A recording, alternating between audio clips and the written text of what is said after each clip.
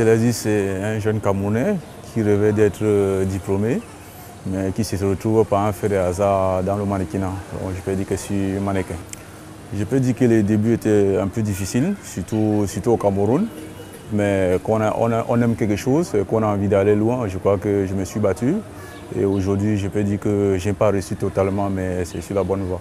Disons, au départ, je suis sorti ici malgré les difficultés, je me suis retrouvé au Tchad. Au Tchad, j'ai été bien accueilli, c'était quoi, en 2009, j'ai été bien accueilli. Ils m'ont intégré dans le monde de la mode, ils m'ont donné ma chance, je l'ai saisi et tout roule bien. Vous savez, quand vous êtes un Camerounais, vous respectez les gens, vous êtes humble devant les gens et que vous maîtrisez ce que vous faites.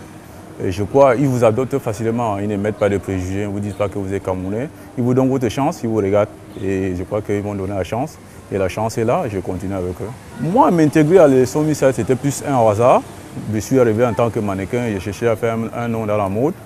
Ils m'ont aperçu, ils m'ont demandé si je peux les aider à faire quelque chose de la chorégraphie Miss Art. Oui, j'ai dit pourquoi pas, c'est comme ça que j'ai tenté ma chance et j'ai plutôt bien réussi. Depuis 2010 jusqu'à nos jours, je crois que tout se passe bien. La mise de cette année-ci, je peux vous dire, on ne se connaissait pas. Moi, c'est occasionnellement, on m'a présenté toutes les filles des régions. Je l'ai aperçu. Moi, en tant qu'observateur, dès que je l'ai vu, j'ai compris que non, cette fille avait de la chance. Et au cours de la soirée, je crois qu'elle était bien dans sa tête, bien dans ses épaules. Elle exécutait tout ce qu'on lui demandait de faire, avec sourire, tout était naturel chez elle.